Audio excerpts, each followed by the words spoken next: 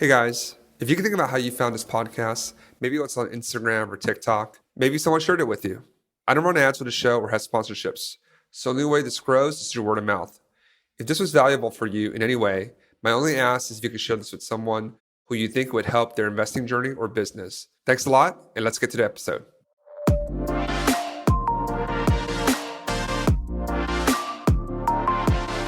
Welcome back to STR the Best. I'm your host, Michael Chang. It's my pleasure today to welcome Simon Lehmann to the show. Simon, thank you for joining us today. Thanks, Michael. It's great to be here. Yeah, I'm very excited to have you on the show. You're slightly different from the typical guests that we have on. You have such a macro perspective of what's going on in short-term rentals slash Airbnb land, as I like to term it, although here in the U.S. But before we start, why don't I give you a chance to introduce yourself to the audience? Absolutely. Yeah, some people call me, a dinosaur in the industry. I've joined the short-term and vacation rental industry in 2005 as a CEO of probably the largest property management company in the world at the time, with 24,000 units, which is now at 32,000 units, called Interhome, based in Europe.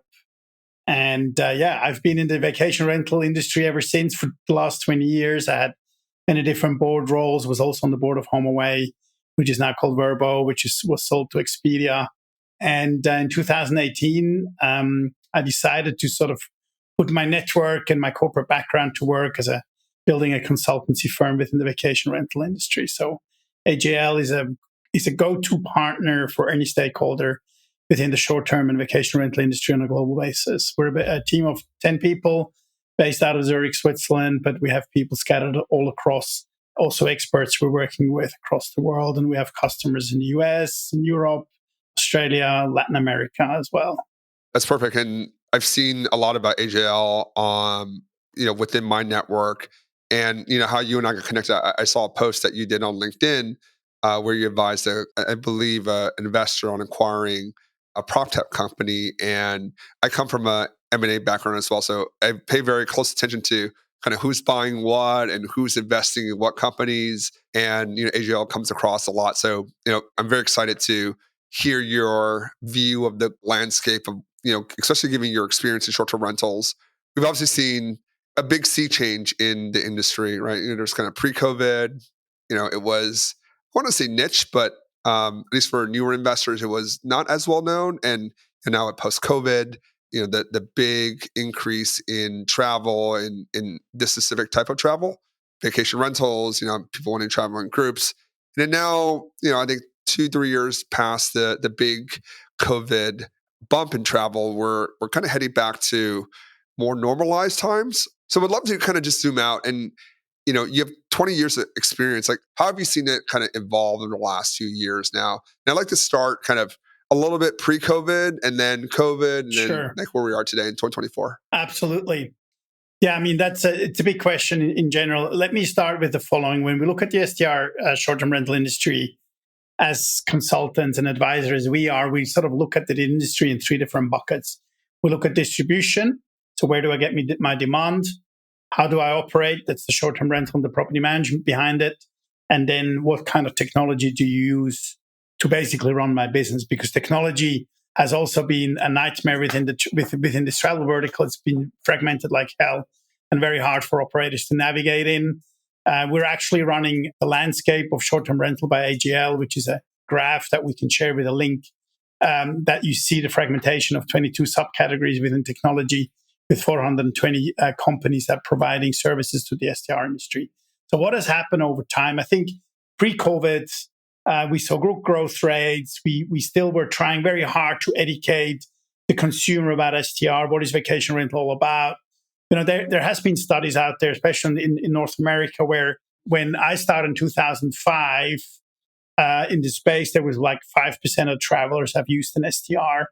And in 2019, it was 44% using STR. So it's taken us 15 years to get the product awareness of an STR or vacation rental next to a hotel to the consumer, which is not very successful. If you think about it, you have large online distribution platforms such as Booking.com, Verbo, Expedia, and also Airbnb.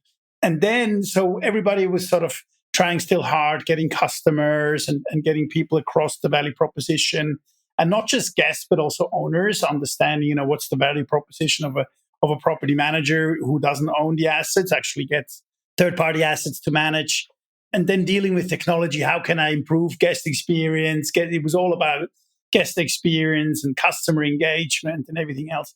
COVID hit us, which was a blessing to the STR industry, right? So now we have 80% vertical awareness. So, we're there now. So now everybody in the world who travels knows what an STR and vacation rental is. That has good sides behind it because we've seen rates that we have never seen before.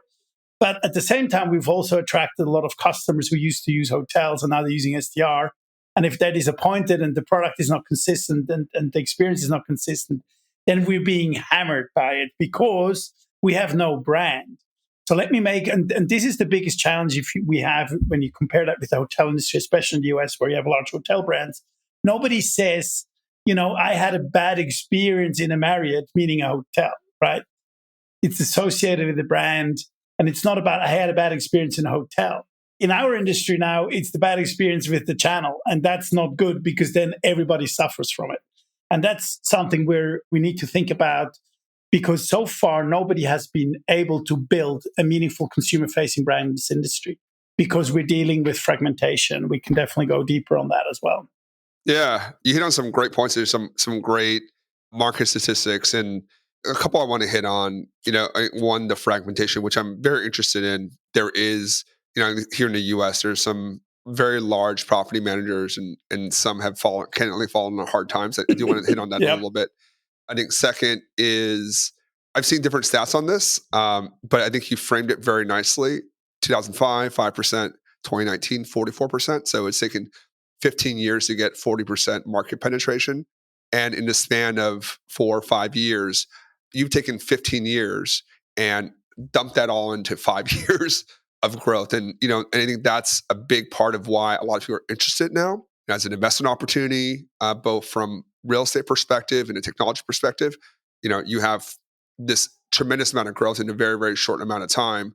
And, I think it's understandable, right? There's going to be growing pains in this industry. There are a lot of new people that are coming in and they're not professional hospitality operators, investors. And, you have this issue of, oh man, I stayed at a bad booking.com.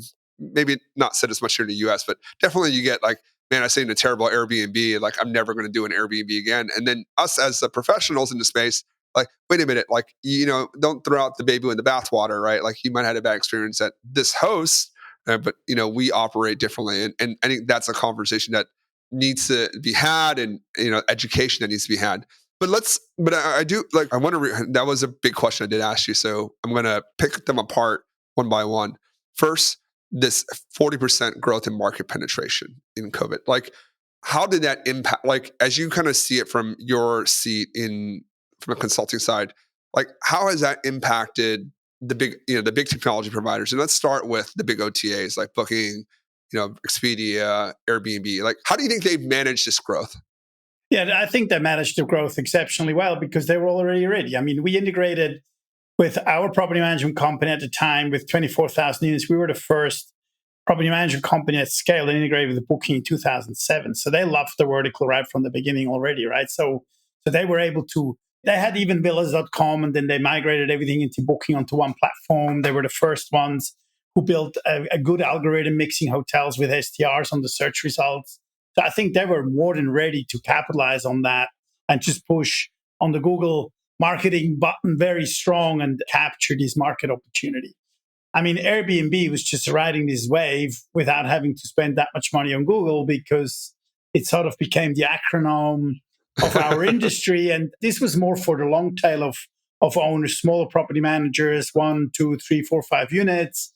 That for them, it was a blessing because Airbnb gave them enough demand and they were able to capture that because everybody just wanted to get out and not stay in a hotel. So they didn't have to do a lot of marketing to make that happen. And I think very similarly, Verbo benefited from that, more addressing families as well to say, okay, we can capture this demand now and make sure that the supply growth is there and there's an opportunity. I think this investment model came out sort of thereafter for people to say, hey, well, I can actually use my own asset and have a higher cap rate than doing long-term rentals. Right. And that has boosted this investment side of the business. Before that, I always said, even then, 98% of global supply that is rented on OTAs is still individually owned, right? So that we see very little, real estate funds, heavy asset investment funds who roll up STR, with the exception of multifamily. And we've seen models that obviously haven't worked with lease arbitrage, like Sonder and Stay Alfred and many others, literally went bust when the demand dropped. So the demand dropped during that short period of time, but they were not able to carry that debt through before the demand came back again for this type of product, right? Yeah, no, look, I mean, I think there's some. That's a very good point that you bring in. I definitely want to hit on that. Kind of over leveraged from a business model kind of breakdown of why some of these larger players I think have suffered. But let's finish up this last thread of the question. So you think so? They've done really well. They've ridden the wave over the last few years, and now the wave is starting. The growth rates objectively have declined and declined materially. Where do you see some of the biggest challenges for some of these big OTAs? And the way I ask is this, like from the view of, if you are a supplier to these OTAs, right? You are an investor that is supplying either technology or real estate to these platforms. They are the 800-pound gorilla in the room, right? We need them to survive. Like, where do you see, as they, transition out of 2024, and let's look over the next few years, like, what do you see some of their biggest challenges over the next few years of being able to sustain their business model, sustain the growth, and having? Yeah, I mean, that's a massive question, and obviously we've been thinking about that for a long time. Also, when Google started with Google Flights and hotel ads, and is Google going to disintermediate? As long as Expedia and Booking still spends 10 billion on Google ads, they're not going to kill them. So Google has become less of a threat than originally anticipated or thought about. They're on one side, they're a search engine, on the other side, they're a marketing company, right? So they need to balance that with OTA. So I think that has sort of not happened to these 800-pound gorillas. Second, I see very little chance for anybody else come with similar business models to sort of disintermediate and really get strong on the OTA space. I think that I mean, we've seen several who have tried, but these guys, the brands are too strong, their position is too strong, Okay. And So profitability is too strong. So we're kind of living this oligopoly, right? Like we have, Airbnb, Booking.com, Expedia that has, obviously VRBO, the old HomeAway. And then you have this long tail of, I think, to your point, that people thought Google might be a bigger entrant. What do you think of like, the Marriott Villas and Homes, like, some, or like an Amex that's trying to get into space, like some of the more, the hotel, or I guess I don't know which bucket to put in, like the Amex or the Amexes of the Yeah, world. But Amex you can put where are you going to into put them? OTA bucket as well. If you ask me, Homes and Villas by Marriott, in a way as well, they're an aggregator leveraging their brand to do distribution for this type of product. The problem is that they deal with still the massive fragmentation at the back end of the delivery, while they're trying to serve a consistency to their existing customers that are used to get consistency across all the brands that they're managing, right? So this is one of the reasons why none of the large property managers in the world have been able to build a very large consumer-facing brand, because it's extremely difficult. Let me get back to the original question in terms of OTA. In terms of where we see definitely a potential threat, while we need these 800-pound gorillas, is that artificial intelligence and different technologies, also blockchain with decentralized networks, I think have absolutely the potential to harm OTAs quite substantially. How do I make a contract between a guest and an owner? Do I need to go through an OTA to do that? Or are there different ways, especially with blockchain technology, that we can make this happen? I mean, yes, we've seen a lot of initiatives with the travel, some ex-Airbnb guys and others who have said, we can build our own token and we want to have our own currency. We're definitely not there yet. But I think also with AI, the way we consume and the way we go about travel is fundamentally changing. Are the OTAs able to adopt to that and deliver a good result? I mean, I've tested some of these AI powered search algorithms and some of the OTAs, and the outcome is still horrific. It's very bad. Yeah.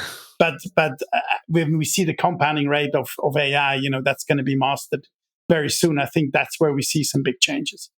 Yeah, no, definitely. Look, on the blockchain side, I think there's a payment issue there, but I think there's there's a payments issue that it solves, but I think there's a whole trust issue that I think is going to take a lot more work. I think on AI, where I personally see like more disintermediation potential is candidly the social media networks, the TikToks and Instagrams of the world. Like now when you travel, I candidly when like I'm going on a trip in Spain in 2 months, and it's not Travelocity and it's not Google that I'm looking at. I'm looking at TikTok and looking at Instagram, like the location I'm interested in, what's around there, like what people posted around there. And that actually has been a lot better, from my experience, a lot better consumer experience. You're getting real kind of video and feedback on like hotels or places people say, restaurants where it's not as linear as like a Travelocity. Travelocity is great if you hey, I want to go here and I want to see some reviews, fine. But like, it doesn't solve the discovery part of it, at least for me, right? Because it's very kind of, I don't know, it's very linear. I like the TikTok and Instagram and Facebook, whatever social network that you like. I feel like that's a better way of looking. And if they can kind of take that next step and help you go find an actual property, then I think there's potential there. But like I agree, like near term, next 5, 10 years, really, really hard to break down some of these modes that Airbnb and Booking.com and Expedia have created. But to your point about like the consistent experience, right? I think that's where the next part of the conversation is the technology piece. I think we all try to use the technology, at least, me as an operator, we have 32 units. Like we use technology to try to streamline, like one, make the work more efficient, two, deliver a more consistent experience to our guests, right? Whether it's that before they check in, when they get in, how they access the properties, when they're in the properties. And, that was kind of how we met was when you advised, one of your clients on an M&A transaction. So I think you see the technology space at a broader scale. So maybe if you can just talk a little, I know it's kind of a big question too, but how are you seeing technology involved in delivering that consistent guest experience? Like, what are you seeing on that front? Yeah, absolutely. Let me make a remark before I answer that. One thing in a conversation about when we talk about the STR industry on a global basis, there's nothing you can generalize. Number one, market Agreed. structures are different everywhere. Seasonalities, demand supply structures are different. Regulations is hitting us hard. So there's a lot of things. So I always stay away from generalization because every market is different. That's also one of the reasons why we deal with fragmentation, because the action happens locally and not elsewhere. So when we look at that in relation to technology adoption, what kind of tech is being used, it varies quite substantially on your business model, on your location, on your unit density, on your structure of supply. Do you deal with individual owners? Do you own the assets? You work with institutional owners. When you work with institutional owners in multifamily spaces, you can automate a lot more than you have 500 old homes in the Outer Banks that you're managing, or in Colorado, in Aspen, you have 60 properties, all luxury. You manage them differently. So then again, are you in the luxury space? Are you in the mid market? Are you in the mass market? Which consumer do you serve? What are the expectations of your guests? Are they happy to do this? Are they happy to do that? I think we need to, like, one thing that my company is all about, we want to professionalize this industry, just to make things clear. That's what we get up every morning for. We want to help operators, property managers, short-term rental managers. We want them to professionalize their business. And technology comes very, very early in the conversation. First, we talk about who do you want to be? What's your goal? Where do you want to be in 3, 5 years? What's your positioning? What's your brand? What's your brand promise, et cetera, et cetera. So understand the business. Do you want to be high touch? There's companies who want to do high touch. They don't want to use technology. They want to check in people personally. We had customers like that in Italy, in Tuscany, where they have a lot of American customers. The Americans love to be checked in person to their homes when they arrive in Tuscany. So that's something you need to be aware of and differentiate who you are, what you want to serve, and therefore what you use technology. I think in terms of tech, we see urban markets have obviously a far higher adoption rate of technology than leisure markets because of the disbursement of the units, in terms of home automation, in terms of visibility, what you see in the buildings, and door locks, who installs them, who pays for them, etc., etc. In terms of technology, what we're seeing out there, everything is available. Like, I always tell people, don't think about developing your own tech, even building your own PMS, your backend, the tech-enabled platform like Vacasa, always celebrated to be a tech-enabled platform. With the technology that is out there today, there's Microsoft, there's Apple, there's others. You just use that technology to your best possible ability and build a tech stack that serves your needs, and you can automate everything. We know property managers who can automate their entire process. That's part of their philosophy. That's where they want to be. And others are ultra luxury, high end. They drive customers to their homes and check them in person. So, and then you use different type of technologies to use for upselling, additional services. You want to do communication applications, either through hardware. You can talk to someone. You can use voice recognition. You can use chatbots. You can automate literally all the guest experience, all the conversations, the check-ins, the unified inboxes through all the different OTAs. I mean, technology is there. We are not tech people, and we're hospitality people. I think that's something that we celebrate as well. We feel we're in the hospitality industry, so we always need to be mindful. What is technology for? What does it solve for me in relation to efficiency and cost? And does it really improve my guest experience? And I always say to people, to customers of ours, put the smile where a smile comes back, and put the tech where it creates efficiency and a better experience. And I think that still, we still need to balance that in relation to technology, because I would not recommend to automate everything, because we're still in the human touch business, and human interactions are important to our customers as well. So we should be very mindful of that. Hospitality is about human beings and human capital. And that will remain that way no matter how much technology will come out there, because we're still far away from any robots to clean a property. So, we need to be realistic here as well. Yeah. No, really, all really great points. It comes to where you are in a journey, like the tech stack for a beginning investor with a few units versus, someone 30,000 units, going to be very, very different. One of the key points that I took out from your response was no need to build anything yourself, really, in this space. So even if you're not a developer, if you're not a tech-enabled person, everything is a lot of technology, especially over the last 5 years. Like, I've been in the industry now for 7 years, and it's just the progression from 2019, some of the property management systems from where they were before to now. I mean, it's night and day, and there's no real benefit in doing anything. That the optimizations are you, the right property, right? Are you the right experience depending on the avatar that you're serving?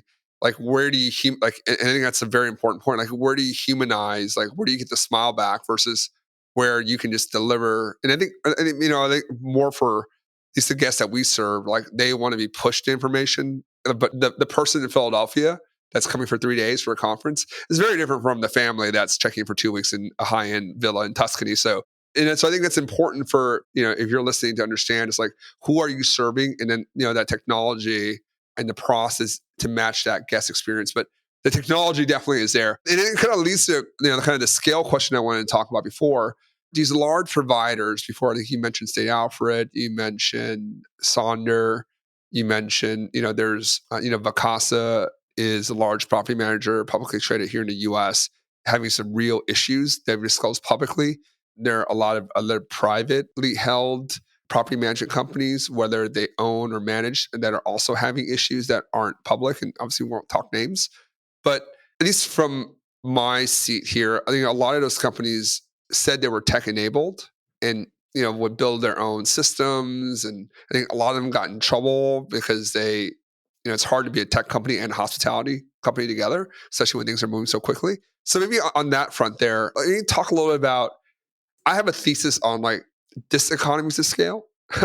When you're too big, I think it actually hurts you, especially kind of where we are in the life cycle of this industry. Like, for us, we're very focused on, all of our units are in 2 markets, and we know those markets, we know the avatar we're serving, and that allows us to achieve high returns. So I'm kind of curious on, you see a lot of different companies. Like, is there a diseconomies of scale that you see in the industry? It's a nuanced question, but I'd love to get your take.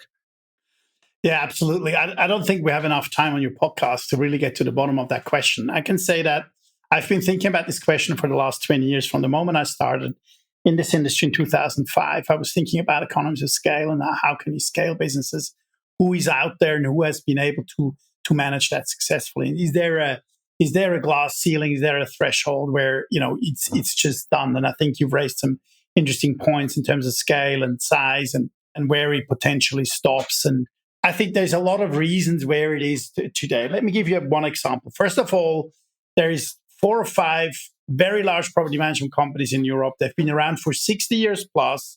They have all 5 of them together have less than 2% market share. Number one. Mhm. Number two, they are highly Sorry, profitable. if I could just, what are their names? Actually, I think like, I have a mostly U.S. audience, so like, what are some of their names, or like a few of them you can draw it out, just so Yeah, that yeah, sure. So people are Interhome interested. is They can go one. take It's a been look. around since 1965. Interchalet has been around since 1970. They've acquired it. It was Belvilla at Leisure Group, which was acquired by Oyo a few years back. Belvilla Oh, was yeah, a okay. very large one. And then obviously Aways, which is formerly Wyndham Vacation Rental Europe, which was a conglomerate of 19 brands. It was sold in 2018 from Wyndham Hotels to a private equity called Platinum Equity. Was rebranded to Aways. They have large brands like Novasol. Novasol has been around for 70 years plus. House Seasons, I think 100 years. They've rented houseboats on canals in the UK. Then you have Okay. cottages.com. You have Sykes Cottages, who've been around for decades. These 5 brands have together probably about 200,000 units. They're profitable. But can they scale? Probably not. And if you look at the fundamentals of these businesses are significantly different as well. A Sykes Cottage has been around in the UK for so long. They have 84% direct distribution. They don't need any OTA at all. They can leverage the brand. They have repeat customers. They serve a domestic demand in the UK. Their properties are in the UK. These models are rock solid. They've been around forever. When in the US, and I think the first one we sort of saw was definitely Vacasa with Cliff and Eric, 2012. They said, we want to build the same. And the key driver behind it is actually the technology we're going to build to make this scalable. And I think that was a total myth to make that happen. And, we can talk a lot about why certain things didn't work out the way, a lot of capital was wasted, churn rate was too high, integrations were not done properly. There are tons of reasons that it didn't work out the way they probably told their investors that it's going to turn out. One of the key elements it didn't turn out the way it turned out is unit density in all particular Yeah. markets to run a profitable operation. There were too Yep. fragmented, too many markets, too many integrations. It was not, and bringing that together while you're trying to build technology, Vacasa was not capable to serve us in Europe. I happen to be the former chairman of Vacasa Europe until 2019. We still had to use a local PMS because Vacasa was not able to accommodate our needs in Europe through their own PMSs. So technology is a burden in the hospitality industry. It's not a value driver. It's also very difficult to use it as a differentiator. Technology is here to use it as an enabler. And I think everybody has now realized building proprietary tech is not giving you higher valuations. And that was where this myth came from. VCs paid higher multiples for a SaaS business than a service business. At the end of the day, if you run a full service end-to-end property management company with check-in, with cleaning, with maintenance, with operation, you are a service business that is empowered by a SaaS platform, but that does not justify necessarily higher multiples and higher valuations. I strongly believe that you're capable of building a very sizable business within the PMC space across many different markets where we're heading to. And we've seen this scaling question I've been thinking about the last 20 years. We've seen different models. At the beginning, I was thinking of consolidation. Well, that didn't work because you still have to integrate hyper local businesses. So by acquisition, it's not really happening. Is it by technology? It's not really happening either. Is it a franchise? Yes, it is. But why is it not the franchise? Because you have no brand. Why do you go to a franchise like a Starbucks or a McDonald's? Why do you use one of those? Because you don't have to worry about demand because it's there. The brand is there. In our industry, we have no brand. So we're seeing a lot of people who are now building franchise models, which I think is actually quite smart. You can standardize things. You can have one tech stack at the back. You can have a brand and everything else. But what's missing for a franchisee is the brand behind it. So that's not going to be the winning model either. So we're still on the search, which one is the model that can build a profitable PMC business at scale. I think some of these examples we talked about today are bad examples for the overall industry because we're answering these questions all the time. And especially from the US. In Europe, we've seen large scalable property managers who have been profitable all the way. So it's doable, but you need to concentrate on your operational expenditure. It's a service business and your unit density, and technology is there to enable your success. And I think that's a great point on unit density. I'm a firm believer in unit density in my business and people that I talk to. It's like if you have the unit density, right? Well, if you have the market, right, and that's the first and foremost. And if you're dense enough in that market, it can really drive those outsized returns. So I guess question to you then, you have to do a lot of business in Europe. And just from the names that you've mentioned, they all seem very consolidated in the UK example that you mentioned. I forget the name exactly, but also like Sykes Interchalet you cottages, mentioned, yeah. right? Like they have a particular unit type or particular market. So is that kind of the secret, or not the secret, but is that kind of what was missing in some of these models in the US? And that's more towards the direction of success is more regional, more localized from a region or a different a specific property type. Like if you just do ski chalets in Colorado and Wyoming and Nevada, like maybe that's the winning model versus, and not picking on Mikasa, but there's just because they're in the news, like this kind of nationwide, really disparate, all 50 states, hundreds of markets. Like that doesn't, I think that's proven to be a very difficult model to execute. No, that's fine. I totally get it. I think we need to separate the two. So first, we need to separate the ones who work in a domestic market like the UK. They're across the entire UK, Scotland, Wales, England. Yes, they have been around forever. It's a long time. So it's not about speed. I haven't built that in 10 years and raising 750 million in capital. They've done that over a long time. They have now third generation guests. They went there with small children, now their grandparents, and taking their grandchildren to the same cottage. But they still kind of can work across different type of products across the entire nation. If you look at a Novasol and Interhome, they're serving 19 destination countries. That means 12 different languages. That means different currencies, different cultures. But they've been around since 1965, and they can address the hyperlocal aspect. So the biggest question, without having to go into too much detail behind that, what's the debate behind these models, what works and doesn't, is not about is it scalable. The biggest question on larger organizations, and that is a huge challenge because I've been there myself, is what do you centralize and what do you decentralize? And if you now look at the Vacasa, most headlines is people in the headquarters are being made redundant. So they have taken a very centralized approach, but the action is happening locally. The owner goes to his home, the people are there. So, and look, trust me, this is not easy. And I have thought about this many, many years when I was with Interhome. What do you centralize? What do you decentralize? Where can you create financial efficiencies without harming the smile for the owner and the guest? We're still in the traditional business of serving guests and owners. That's all we do. And the third stakeholder is the staff. So it's a triangle of stakeholders within the STR space. We have two customers, which makes it very unique because you need to deal with each customer individually. And that's also a part of the DNA. And that's something we talk a lot in our consulting work is, are you an owner-centric company or are you a guest-centric company? And what we like the most, if you're balanced. So if you're balanced, that has a direct impact in how you run your business. Which services do you have decentralized, local, where the action and the relationship is happening? And what do you centralize, like potentially revenue management, marketing, or maybe finance, maybe HR, and certain things are local, certain things are not local. And people think centralized reduces OPEX, but then you can't run a profitable local organization because you centralize too much of the decision-making process where the action is happening locally. Because what people need to think about in the traditional short-term rental industry, without you owning your asset, you're building your asset and your business on trust. Now, the question is, how scalable is trust? How many homeowners can you have to manage that trust you with their castle, right? So we always say probably about 100 owner, one manager can manage about 100 owners' trust. And it's not scalable because you can't manage to 100 owners that trust you. So the only asset the short-term rentals industry has across the world is trust, because homeowners trust them to manage their property, with the exception of the one who use their own property. And that's challenging. And that's one of the reasons why this is not scalable. Yeah, no, it's those are very good points. There is a very different perspective when you are. I think we're talking about large companies here, where obviously most of these large companies are managing third-party assets.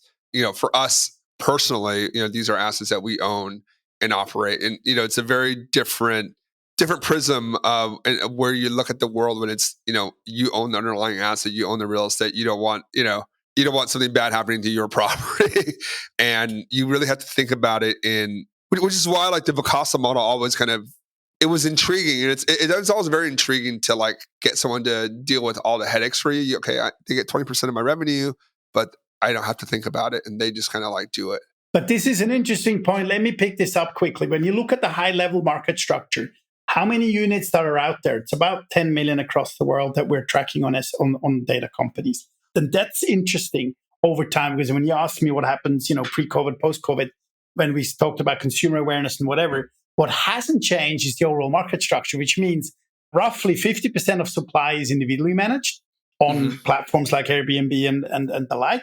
And the other half is professionally managed. Now, you're going to ask me, what's the demarcation line between professional and non-professional?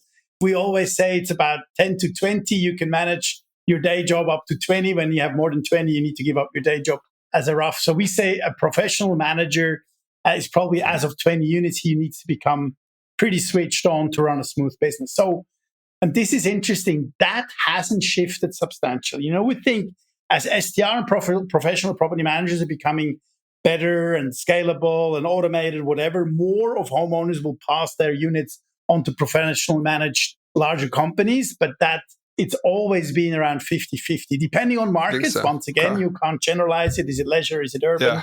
But roughly it's about the same. I I think the time will tell. I think that's a very valid kind of assumption. Personally, I think as technology gets better, I think the true profitability is in two ways. One, I do think owning the assets is extremely important, and it is as kind of my real estate investor hat on. I think too, like the technology is so good now Yeah. versus like Vacasa probably had to build their own PMS 2014, but with Guesty and HomestAway and like the other providers out there, the technology is really, really, really good, and it's not that expensive, right? 30 bucks a list. Throw a dart on the board. 30 bucks a listing to get your listing onto a high quality PMS that has broad distribution across. Like that's a very nominal amount. And I do think with it does take, to your point, someone to really be switched on to your business. But if you can aggregate these technologies and own the asset, I do think there's a lot of synergies to be had there. And then at a certain point, you get big enough, then either farm it out, maybe you build your own property management company like we have. I think it's still early enough where I think there's a lot of different paths of profitability. And look, this has been a great conversation. I know we're kind of running up on time. I think we probably could talk for hours on end. I really love your perspective and your history in the industry. But I want to just kind of leave on, kind of maybe set the stage for our next conversation, and maybe ask you back here in a year. Where do you think, we're recording this May 2024. Let's look in the next 18 months. Like, say we have this conversation in December, in the end of 2026. So let's give ourselves, 16 months. Where do you think we are in the industry then? Yeah, that's a great question. I've been asked that many times. I have closed the conference in spring of 2023, and I closed it with an umbrella on stage and said, "Guys, when the sun is out, you always forget your umbrella. So make sure you have it. You have it with you. Not that we can read crystal balls. We were pretty right on that the market was softening quite quickly. ADRs came down, occupancy came down, supply grew faster than demand. So obviously direct impact on ADR and occupancy. We've been spoiled 21, 22, 23 with pent up demand, with everything that is happening, the growth rates. I think we will see more a flat movement. Also a higher cost of capital in terms of owning assets will have a direct impact as well. The US is definitely different in terms of Europe, where people don't build their own STR businesses with buying just assets out there. Cost of capital has increased. That will have an impact as well. At the same time, we're facing some pretty big unknown macroeconomical challenges right now. We have two wars going on. We have elections coming. We have maybe a third war in Asia looming as well. I'm Swiss, so I'm neutral, but we're right in the middle of it as well somehow, right? With the finances around us, and you come from the financial sector as well. So, I wouldn't put on my super optimistic hat right now. I would get people to think about how sustainable is my business? How profitable is it? How is it leveraged? How can I manage going forward with weaker occupancies and ADRs? Do I have other ways and means to rent out long term and whatever, and just keep going? But I think, we have seen that in COVID, when things go well, we don't think about the rain outside. And I think that's what I urge people to think about, to have a good fallback strategy on where they're at today. And I would put more cautious outlook to the STR industry, but that's linked to the general economy and travel industry, and not just STR itself. I think as a business model, we're still super well positioned. We still have a lot of work to do to professionalize it and deliver consistency to our guests. Overall, I still remain reasonably optimistic, but I think people need to be mindful how to manage businesses when things are not going as well as they have for the last 3 years. And I think that's Yeah, where we're no. at in a year's time. Okay, so keep your umbrella close. Maybe it's not open right now, but just keep it close. No, like, and I do think like there's definitely a leverage component to this business, and it's a long term, like a business, like real estate. It's a long term game, right? Like there's going to be ups and downs, and to the extent you built the resiliency in your business model, in your capital structure, and however you're thinking about your business, like if you're like some of the people out there that couldn't survive 3 months of very low demand, right? Then you got to take a look in the mirror and be like, okay, what about my business? Like, how can I make it more resilient? Because like you got to be able to survive some lean times over a months long period. If your business can't do that, then that's something that needs to be fixed immediately, because we're going to ride through some volatility. But I think that's what you're saying. I don't want to put words in your mouth, but I think the industry, it's still up to the right. Like there's going to be volatility there, but there's still a lot of addressable market that hasn't been addressed yet, and there's a lot of work for the market that has already been addressed, that we can make the product better and make it more efficient, make it more profitable. So I, for one, agree with, there's still some choppy waters ahead, but like if you position properly, you're doing the work, you have good assets, then whether it's markets or clients, however your business is structured, I do think a lot of profitability I've had. And that's why we like these podcasts, Michael. And we thank you because you're supporting the industry with education. And that's what it's all about. Because the biggest challenge that we have as a closing, the entry barrier to come into this industry is far too low. You need one unit and you're off to the races. It's your own or it's somebody else's. And that's not good to deliver professionalism over time. So you need to think nice and hard. Why do you get into this business? What do you want to get out of it? And we want to make sure that our guests and also owners at the end, institutional or individuals, are happy with what they're getting from our industry, but the opportunities are still there, without a doubt. Agreed. Agreed. And like this has been a great episode, and thank you for your knowledge and your time. If folks want to reach out to you or AJL, what's the best way for them to do that? Yeah, absolutely. So my email address, everybody can see my name. So it's simon.lehmann@ajlatelier.com, but you will find myself from LinkedIn. It's probably the best way to connect. I have a good base of followers, and LinkedIn is definitely the way to connect with my name. And AJL attached to it, you'll find me very easily. Perfect. Well, I will drop the link to Simon's LinkedIn on the show notes. So please make sure to follow him and message him if you have any questions and would like to learn more about what AJL does. Simon, thank you very much for your time. I really appreciate it. Thank you, Michael. It's been a great pleasure.